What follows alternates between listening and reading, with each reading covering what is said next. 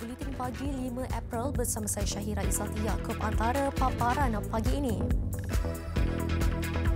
pastikan kejayaan Malaysia Incorporated, kerjasama sektor awam dan swasta perlu diperkukuh. Juga Sungai Kim Kim akan dibangun sebagai pusat perniagaan dan pelancongan atas air.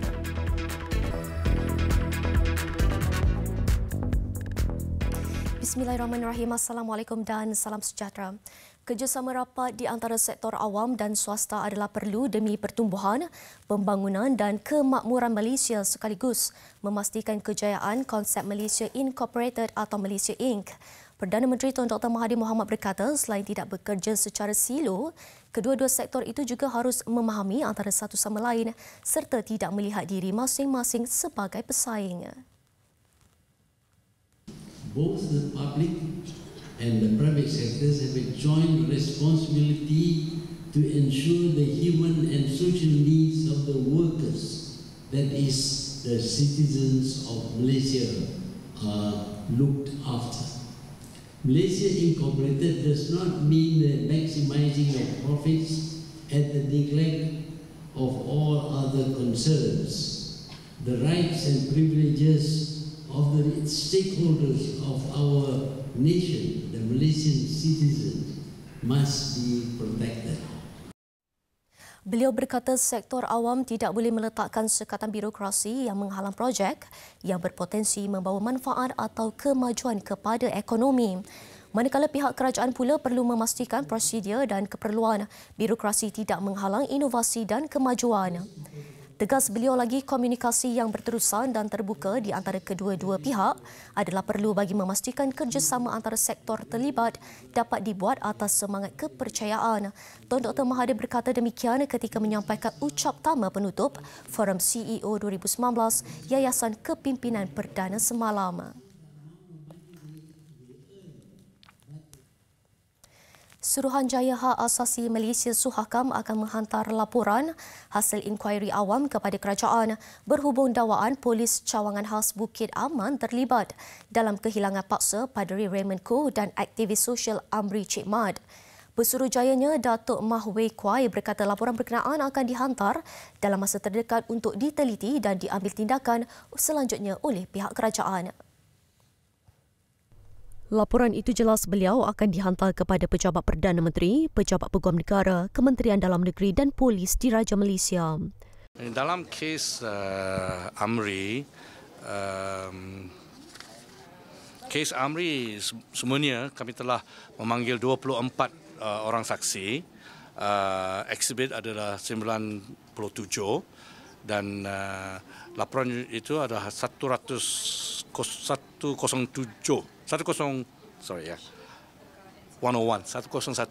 muka surat. Dalam kes Raymond Koh, kami telah memanggil 16 witness, 16 saksi. Semuanya adalah 117 exhibit dan report adalah 95 muka surat. Semalam, Perdana Menteri Tun Dr. Mahathir Mohamad meminta Suhakam mengemukakan bukti dakwaan cawangan khas Bukit Aman terlibat dalam kehilangan paksa kedua-dua individu terbabit. Dr. Mahathir berkata kesimpulan inkuari Suhakam yang mendakwa cawangan khas bertanggungjawab terhadap kehilangan berkenaan adalah cuma dengar cakap sahaja. Koh 64 diculik ketika memandu oleh sekumpulan lelaki bertopeng di Kelana Jaya, Selangor pada 13 Februari 2017, manakala Amri, 44 tahun, pengasas bersama Persatuan Kebajikan Harapan Perlis, hilang sejak 24 November 2016. Sementara itu, Tun Dr. Mahathir dalam sesi soal-jawab meluahkan rasa kesalnya terhadap sikap masyarakat kini yang menghabiskan lebih banyak wang dan masa untuk melakukan penyelidikan bagi mencipta senjata berbanding keperluan lain yang lebih bermanfaat. Katanya kemajuan teknologi serta inovasi baru telah menyebabkan manusia kehilangan nilai moral yang baik selain menyalahgunakan kuasa. What are the fighter planes for? For killing people. What are the bombers people? For killing people. What are the rockets for? For killing people. We are spending so much money on research on how to kill people, which doesn't speak very well of the level of civilization that we have achieved.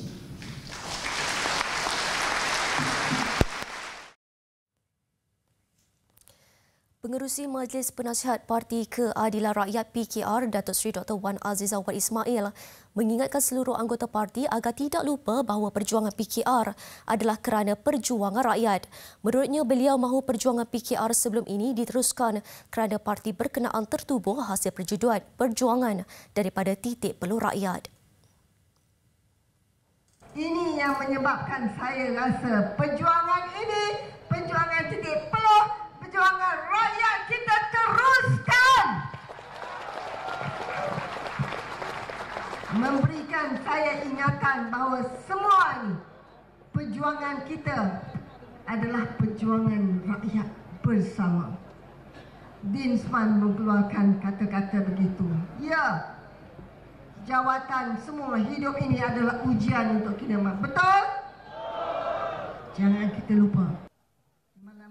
Beliau yang juga Presiden Pakatan Harapan berucap sempena sambutan 20 tahun keadilan di Seremban Negeri Sembilan malam tadi.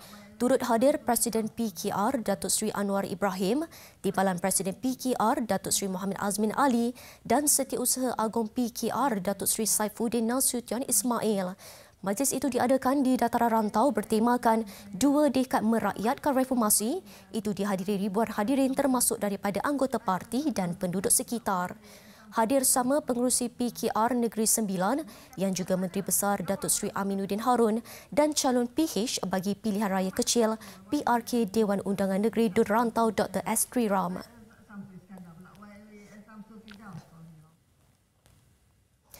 Baik, Sabah akan muncul sebagai negeri yang mempunyai ahli Parti Pribumi Bersatu yang teramai dan bakal menjadi kubu kuat parti itu menjelang PRU ke-15.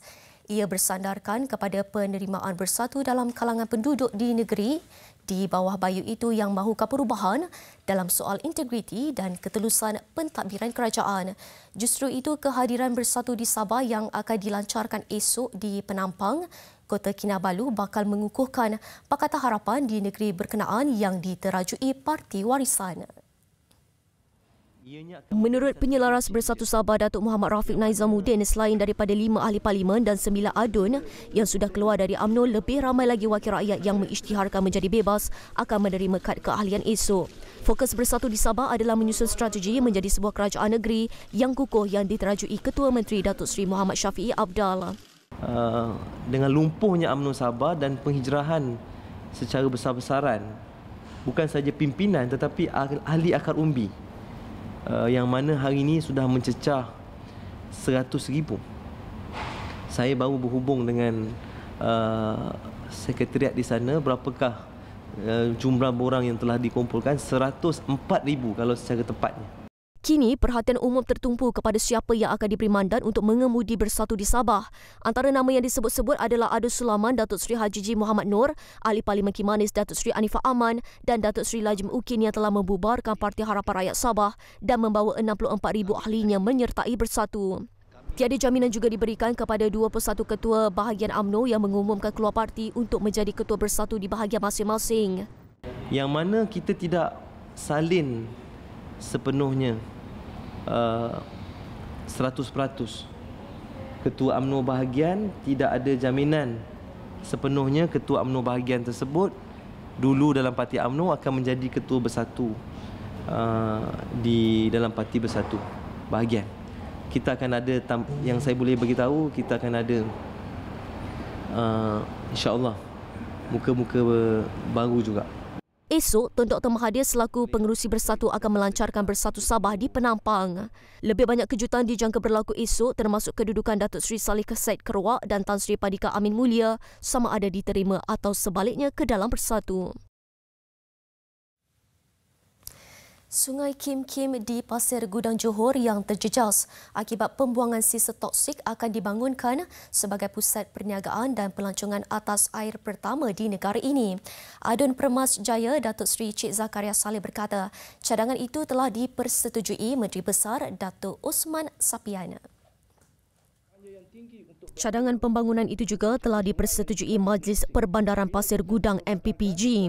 Syarikat yang dilantik akan membersih kawasan Sungai Kim Kim sepanjang 1.5 km yang sebelum ini terjejas akibat pembuangan sisa toksik. Selepas dibersihkan, gerai-gerai jualan akan dibina atas permukaan sungai dan sepanjang persisiran Sungai Kim Kim. Di pesisiran sungai itu bila kita bersih, kita akan membina gerai-gerai untuk rakyat untuk berniaga. Dan kita mengambil konsep satu, saya ingat tahun 70-an dulu Sungai Kim Kim tu dulu ada nelayan-nelayan berniaga ikan di sungai-sungai Kim Kim tu. Kita nak binakan konsep tu balik supaya ni penjenayah toksik ni tidak, orang kata tidak membuang lagi toksik-toksik yang kat Sungai Kim Kim ni. Selain dapat membantu masyarakat setempat menjalankan perniagaan, Sungai Kim Kim mampu menjadi tarikan kepada pelancong asing ke negeri Johor. Sungai Kim Kim sebelum itu terjejas teruk apabila berlaku pembuangan sisa bahan kimia hingga memaksa 111 buah sekolah di arah tutup dan lebih 6,000 penduduk termasuk pelajar mendapatkan rawatan akibat terhidu bahan kimia.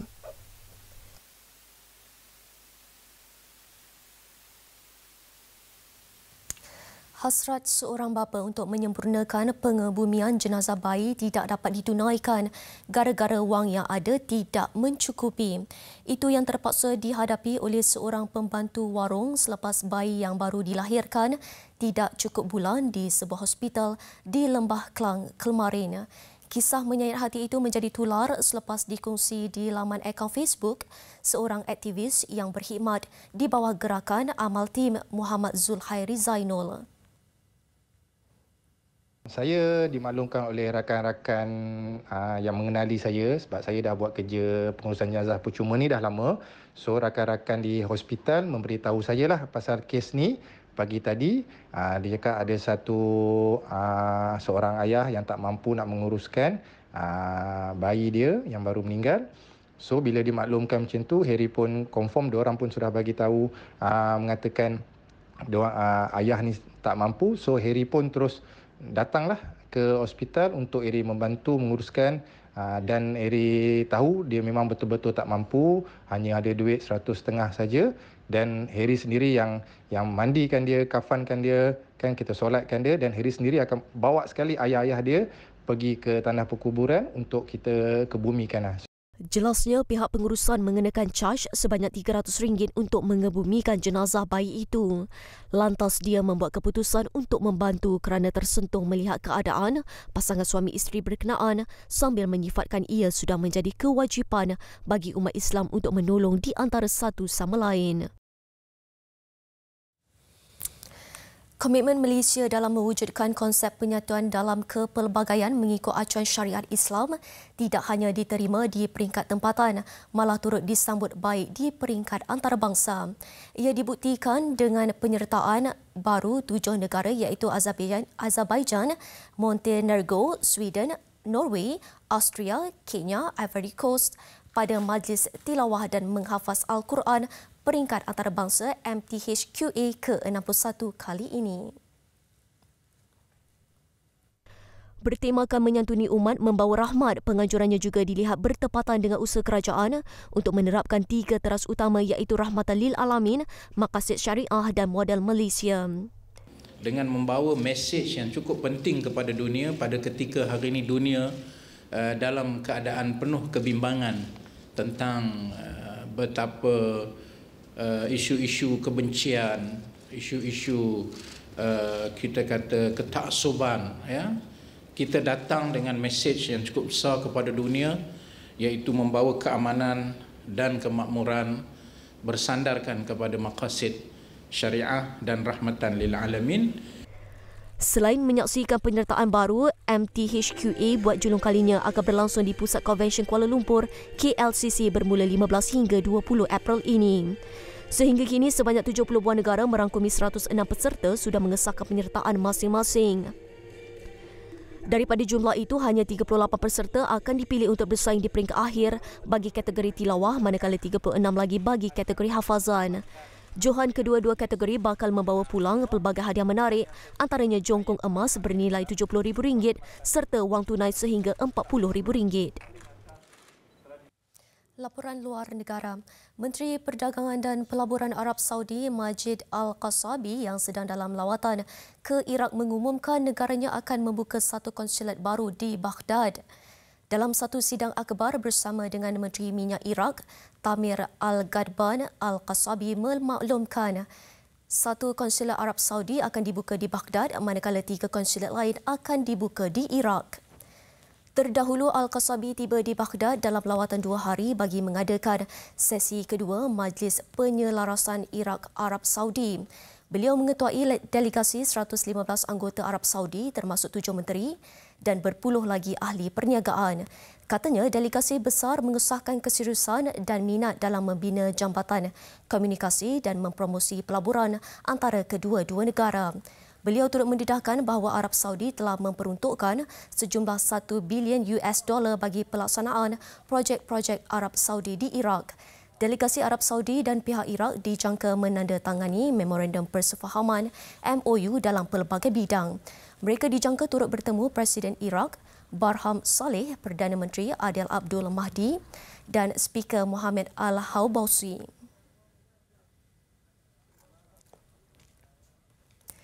Perdana Menteri New Zealand Jacinda Ardern mengesahkan laporan bahawa beliau membayar barang keperluan harian yang dibeli seorang wanita di sebuah pasar raya.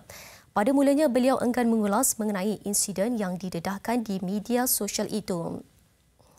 Namun ketika ditanya mengenai perkara itu pada satu majlis di Wellington, Ardern menjawab ia sebahagian tanggungjawabnya sebagai seorang ibu. Kejadian berlaku selepas ibu kepada 2 anak yang sedang beratur di kaunter bayaran di hadapan Ardern menyedari bahawa beliau tidak membawa dompetnya. Insiden itu didedahkan oleh seorang pengguna Twitter, Helen Berniers, yang juga rakan kepada wanita terbabit. Perdana Menteri berusia 38 tahun itu melahirkan seorang perempuan, Neve, pada Jun lalu. Beliau menerima banyak pujian selepas kejayaannya mengendalikan insiden serangan 2 masjid di Christchurch pada 15 Mac lalu.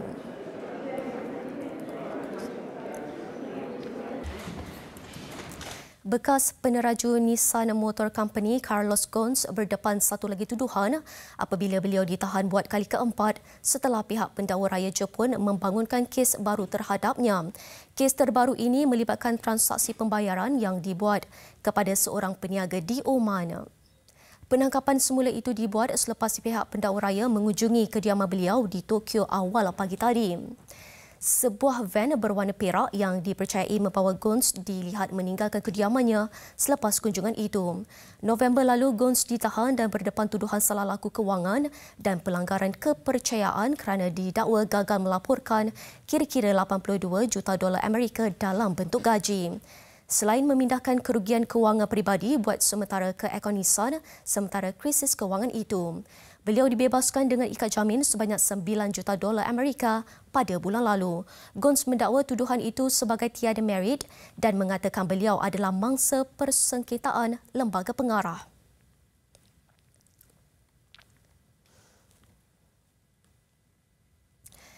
Pasangan Denmark yang mempunyai anak bawah umur 18 tahun dan mengambil keputusan untuk mengakhiri ikatan perkahwinan diwajibkan mengambil kursus dalam talian. Kursus itu direka bentuk bagi membantu suami isteri yang berpisah dan anak mereka menyesuaikan diri dengan cara hidup baru. Following divorce, you need to learn certain skills to be able to understand your children better than you did before and help them out of the situation that they might encounter that are difficult. Aplikasi kursus dalam talian yang dikenali sebagai kerjasama selepas perceraian atau SES boleh muat turun melalui telefon pintar. Individu yang berpisah dengan pasangannya hanya perlu meluangkan masa kira-kira 30 minit untuk melengkapkan kursus itu. Langkah itu adalah sebahagian daripada undang-undang perceraian baru yang dikuatkuasakan di Denmark bermula 1 April lalu. Kadar perceraian di Denmark tinggi berbanding negara Eropah lain. Pada 2017, 47% daripada perkahwinan di Denmark berakhir dengan perceraian. Sukan Kejohanan Badminton Terbuka Malaysia 2019. Daripada 8 wakil negara yang beraksi di pusingan kedua, semalam hanya 2 sahaja yang berjaya melangkah ke pusingan suku akhir hari ini. 6 lagi cabaran Malaysia lebur termasuklah sandaran beregu lelaki Goh Vishem Tan Wee Kiong serta perseorangan wanita Goh Jin Wei.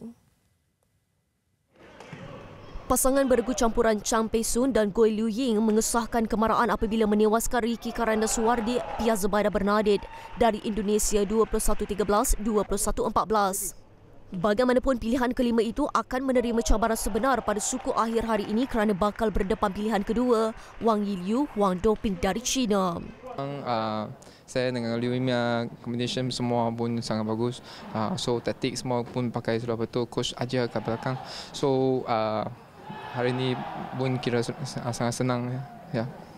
Juga menjejaki aksi suku akhir Tan Kiam Ming dan Lai Peijing yang terpaksa berhempas pulas bermain hingga ke set penentuan sebelum berjaya menewaskan pasangan India Pranav Jerry Chopra, Reddy and Siki 15-21, 21-17, 21-13. Gandingan negara ini akan berdepan wakil Indonesia Tontowi Ahmad, Winnie Octavina Kando hari ini.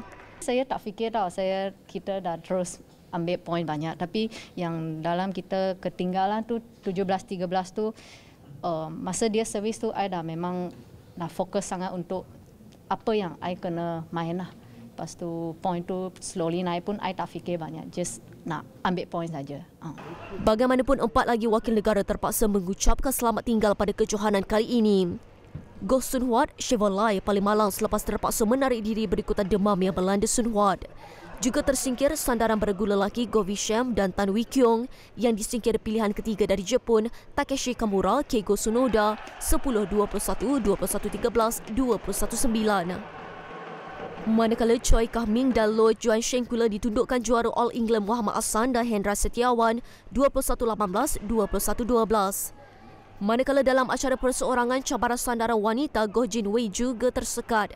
Juara Olimpik remaja itu tumpas aksi 3 set kepada pemain Thailand Pompawi Chonchuang 21-16, 12-21, 21-10. Dalam pada itu aksi di sebelah malam bagi 2 beregu lelaki negara Ong Yu Sin, Teo Yi dan Aaron Chia Su Yik turut gagal untuk melepasi pusingan kedua. Gandingan Yusin Yi yang berdepan wakil China Hang Chikai Zhao Hadong hanya dapat beraksi dalam tempoh 33 minit sebelum tersingkir dengan keputusan 21-17 dan 21-19. I don't know, maybe well or bad is I think 50-50. They're the seeded pair and they're top 6 now, and we give a good fight. Yeah, I think it's not really disappointed to us, but nobody want to lose the game. Sementara itu beregu harapan Aaron dan Wuyik yang juga merupakan naib juara seluruh England bagai hilang taring di depan penyokong sendiri ketika menentang gandingan Jepun Takuro Hoki Yugo Kobayashi. Hanya 29 minit diperlukan Hoki dan Kobayashi sebelum mengesahkan tempat ke suku akhir menundukkan Aaron Wuyik dengan keputusan 21-9, 21-16. Untuk game hari ini saya guna satu perkataan lah. Memang teruk. Game hari ini memang teruk lah. Main tak bagus. Start first set soal kena leading banyak. Confidence sana soal jatuh banyak memang. Dengan hari ini kita punya combination semua pun agak tak smooth sangat. Sekian Buletin Pagi. Terus ikuti Buletin TV3 di platform digital dan media sosial kami. Salam hormat dan Assalamualaikum.